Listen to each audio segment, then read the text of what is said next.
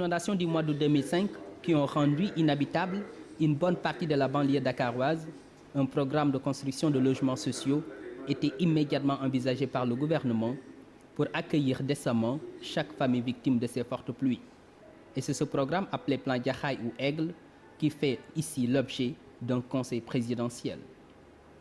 Et autour du chef de l'État, gouvernement, armée, techniciens, familles victimes de ces inondations ont fait un large tour d'horizon de la question en mettant un accent particulier sur le processus de relogement, les difficultés, les cas de succès, d'insuccès, mais aussi et surtout les perspectives.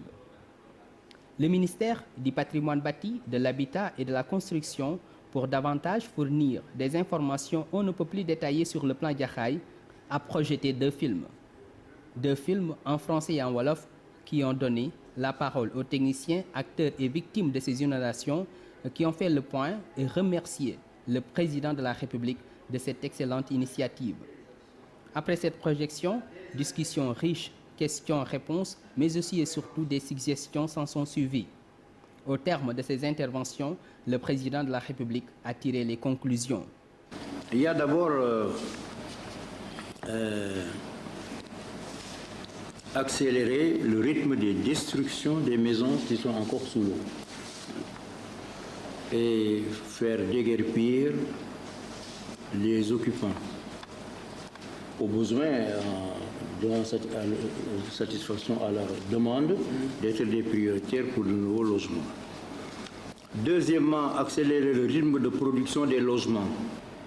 Alors, il y a la sécurisation des sites, des bassins aménagés, sécurisation par l'édification de clôtures, élaborer un plan général qui situera les actions sectorielles dans les domaines de l'assainissement et la création d'infrastructures. S'agissant de Rufisque, il faut poursuivre le plan d'urgence, tout en voyant si la longueur n'est pas très grande, on pourrait faire comme à Popenguine. Ensuite, le ministre de l'Intérieur devra instruire les autorités administratives à faire démolir, alors là, toutes les constructions dans les bas-fonds. J'ai déjà demandé qu'il faut les interdire totalement. Et si quelqu'un contrevient à cette réglementation, il faut détruire. Hein? Si on détruit chaque fois qu'ils construisent, il y a un moment où ils seront fatigués. Ensuite, maintenant, il y a le problème des locataires. Cela doit faire l'objet d'une étude spéciale par le comité de pilotage.